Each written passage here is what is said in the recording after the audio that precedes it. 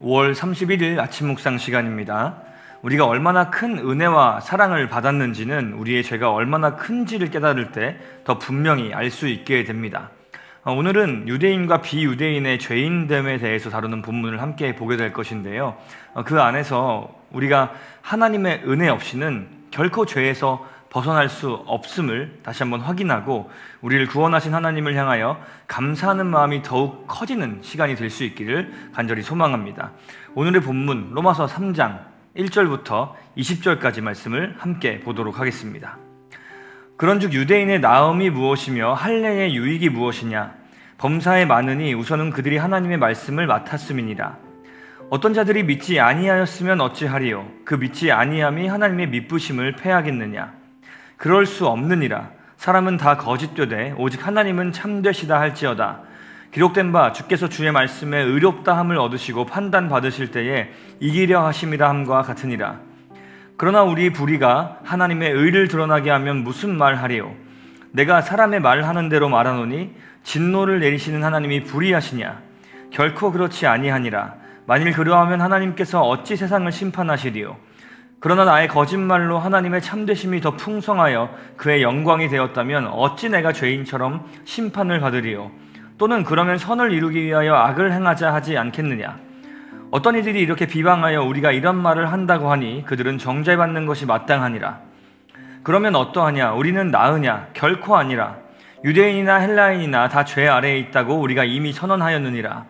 기록된 바 의인은 없나니 하나도 없으며 깨닫는 자도 없고 하나님을 찾는 자도 없고 다 치우쳐 함께 무익하게 되고 선을 행하는 자는 없나니 하나도 없도다. 그들의 목구멍은 열린 무덤이요 그 혀로는 속임을 일삼으며 그 입술에는 독사의 독이 있고 그 입에는 저주와 악독이 가득하고 그 발은 피 흘리는 데 빠른지라.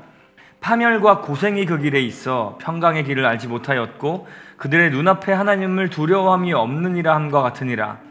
우리가 알거니와 무릇 율법이 말하는 바는 율법 아래에 있는 자들에게 말하는 것이니 이는 모든 입을 막고 온 세상으로 하나님의 심판 아래에 있게 하려 함이라. 그러므로 율법의 행위로 그의 앞에 의롭다 하심을 얻을 육체가 없나니 율법으로는 죄를 깨달음이니라. 아멘. 오늘의 본문은 유대인들이 이방인 즉 비유대인들과 비교해 보았을 때에 더 나은 게 무엇이냐, 할례의 유익이 무엇이냐는 질문으로 시작합니다.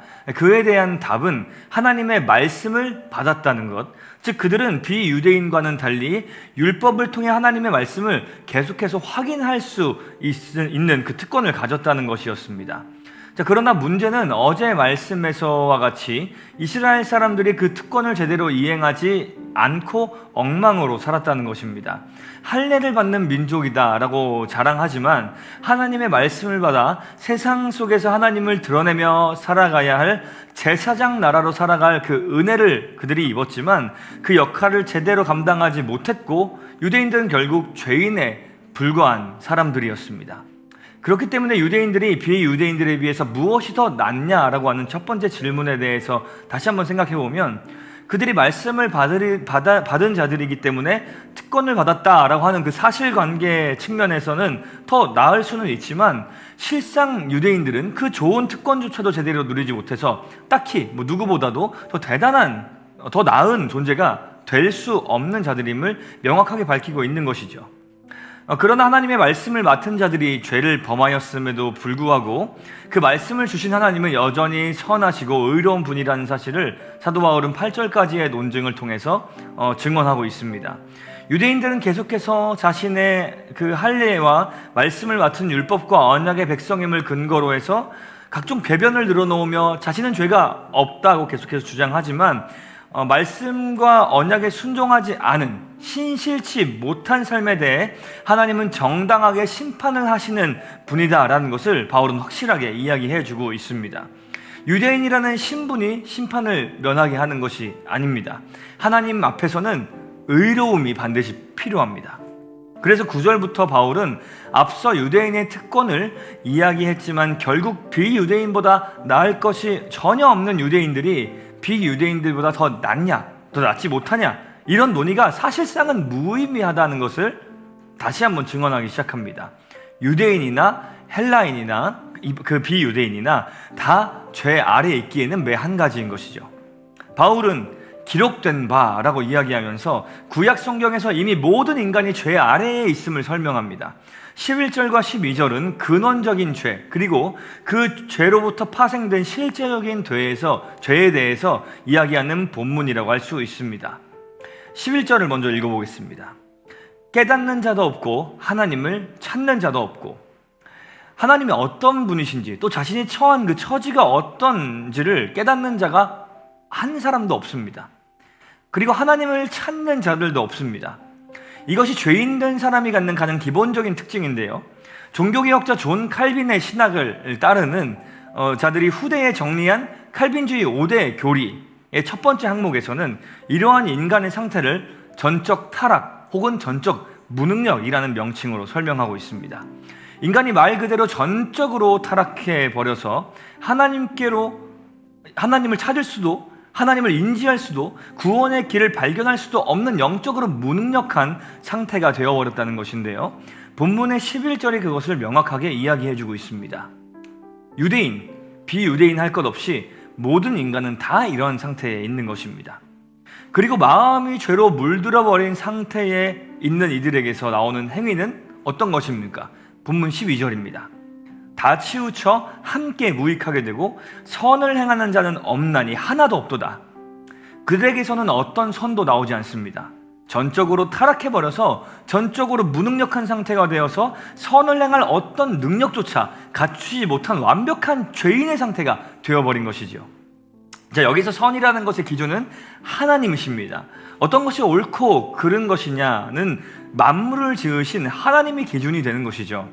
하나님께 기준을 두지 않고 우리 편에서 보면 인간이 나름 선을 행할 수 있는 것처럼 보이기도 하지만, 궁극적인 선악의 기준이 되시는 하나님 앞에서는 인간이 행하는 나름의 선이 기준에 한참 못 미친다는 것을 우리는 하나님의 말씀을 통해서 어렵지 않게 확인할 수 있습니다. 13절에서부터는 그 악한 행위가 구체적으로 어떤 방식으로 드러나는가를 보여주고 있습니다.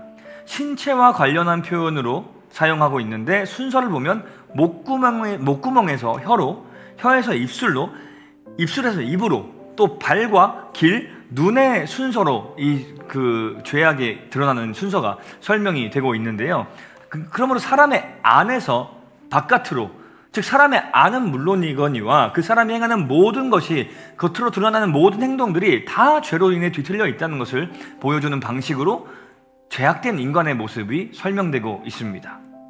오늘의 말씀 전체를 봤을 때 내릴 수 있는 결론은, 율법을 이미 받아서 하나님의 뜻을 먼저 알 수 있었던 유대인들도 죄인이고, 비유대인들은 율법조차 받지 못해 더더욱 가망이 없는 죄인이고, 어느 누구도 그 죄에서 벗어나지 못해서 죄의 삭슬을 정당하게 치르게 하시는 하나님의 심판 앞에서 벗어날 수 없다는 것입니다. 그러나 우리는 답을 알고 있습니다. 죄에서 자유를 얻게 하는 것은, 하나님의 심판으로부터 우리를 벗어나게 해주는 유일한 길은 우리를 위해 십자가에 달리시고 부활하신, 우리의 죄의 삭슬을 치르시고 당신의 의로움을 우리에게 선물로 주신 예수 그리스도를 믿는 것입니다.